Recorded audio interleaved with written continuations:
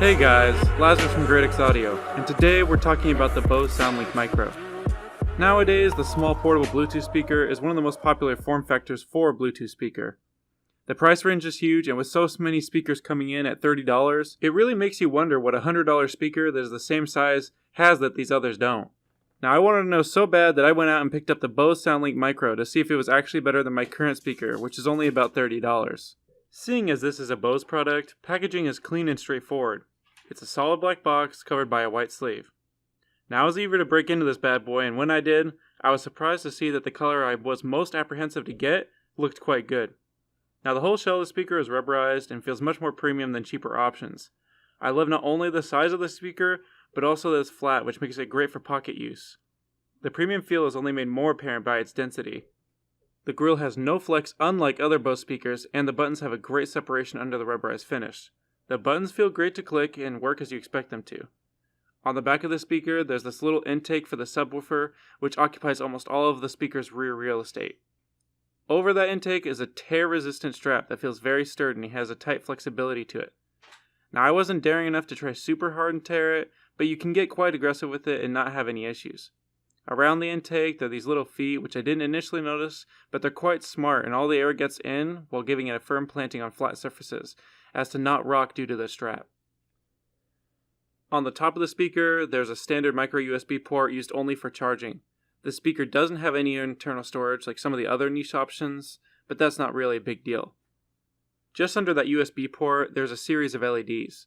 The 5 LEDs to the left indicate battery level, and that shows you when you first boot the device, which is also paired by an audio cue. The right LED is a power/Bluetooth searching LED. The only other buttons on the top are the Bluetooth button, which allows you to connect a new device, as well as a cycle through the currently paired devices. The left button is a simple power switch. Now back to the front of the device, there are 3 holes, and that's where the microphone for phone calls is integrated. This mic also has some sound filtering tech built in, so even though it's near the front of the grill, it does filter the caller's voice quite well. In regards to sound quality, it's quite amazing for its size. The first thing that strikes you is just how much bass this thing puts out. I've listened to a lot of speakers this size, and the Bose Soundlink Micro is arguably one of the best in the class.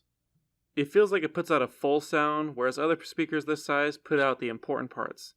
I mean this in the sense that others will let you hear words and instruments, but lack the depth that this Bose gives you. In the dark, we are nothing more than dust. Search but you stay lost.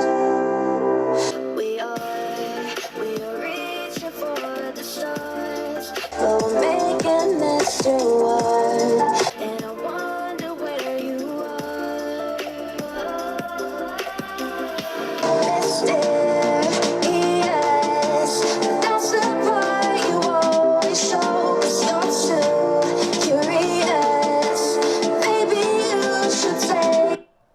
While the sound is amazing on this little guy, and it gets quite loud, it doesn't have 360 sound. Now this isn't something that I expect on a speaker this size, and honestly it really doesn't matter too much, as I still found it filled the room quite well. When it comes to features, the speaker is well versed. It offers IPX7 waterproofing, which works against water jets and complete submersion up to 3 feet. This is something that I think all small speakers should have, since their purpose is to be used on the go. On top of waterproofing, it's also shockproof. This means it can take any reasonable drop with ease and not take any damage. When I set it down and walked away, I managed to make it about 30 feet before any distortion really started to happen. When all is said and done, there's a lot to like about this little guy. It offers great sound, great durability, versatility, and a lot of features. The one area the speaker falls behind is price. There aren't many speakers in this class that cost a Benjamin to get, but the $100 isn't put to waste. Ultimately, I would give this speaker a 7.5 out of 10. It's a solid speaker that really makes you want to go on a bike ride or chill at home and sing in the shower. If you liked the video, please leave a like and a comment. The Amazon link is in the description, and if you have any products you want me to review, just leave it down below.